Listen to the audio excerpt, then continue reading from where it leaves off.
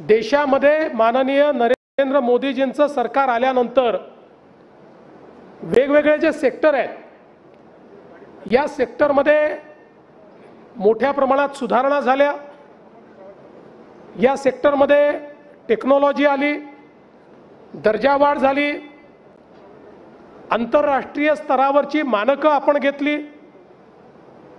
आणि त्यातनंच आपलं ऊर्जा क्षेत्र जे आहे हे खूप मोठ्या प्रमाणात परिवर्तित झालेलं आपल्याला पाहायला मिळालं। मला या ठिकाणी सांगितलं पाहिजे की गेल्या 50-60 वर्षांमध्ये महाराष्ट्रामध्ये आपण जवळपास 30,000 मेगावॅटची कॅपॅसिटी तयार केली आणि गेल्या 3 वर्षांमध्ये आपण जी कॅपॅसिटी तयार करायला घेतली, जी ॲडव्हान्स स्टेजमध्ये आहे, ती 45,000 मेगावॅटची आहे। म्हणजे महाराष्ट्राला पूर्णपणे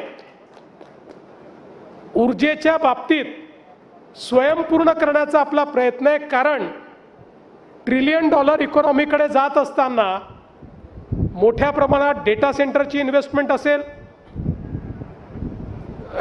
मोबिलिटीचं ट्रान्झिशन म्हणजे मोठ्या प्रमाणात ई व्हेइकल्स असतील, प्रत्येक गोष्टीला वीज लागणार आहे। त्यामुळे विजेच्या वापराचा आपला जो दर आहे हा गेल्या 25 वर्षात जो होता त्याच्यापेक्षा 4 पट आपला वापराचा दर हा पुढचे 15-20 वर्ष राहणार आहे।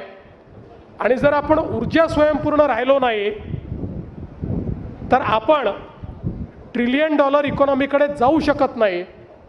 आणि म्हणून महाराष्ट्र हे पहिलं राज्य आहे, माननीय खट्टर साहेबांच्या मिनिस्ट्रीने सगळ्या राज्यांना सांगितलं की 10 वर्षाचा रिसोर्स ॲडिक्वसी प्लॅन तयार करा।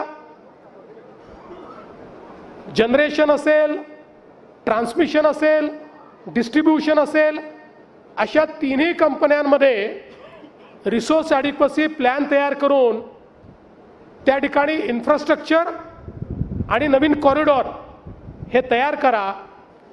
आणि महाराष्ट्र हे पहिलं राज्य आहे की ज्यांनी आपला 2035 पर्यंतचा रिसोर्स ॲडिक्वसी प्लॅन तयार केला आणि जवळपास 2 लाख कोटी रुपयाची गुंतवणूक ऊर्जा क्षेत्रामध्ये आम्ही करतो।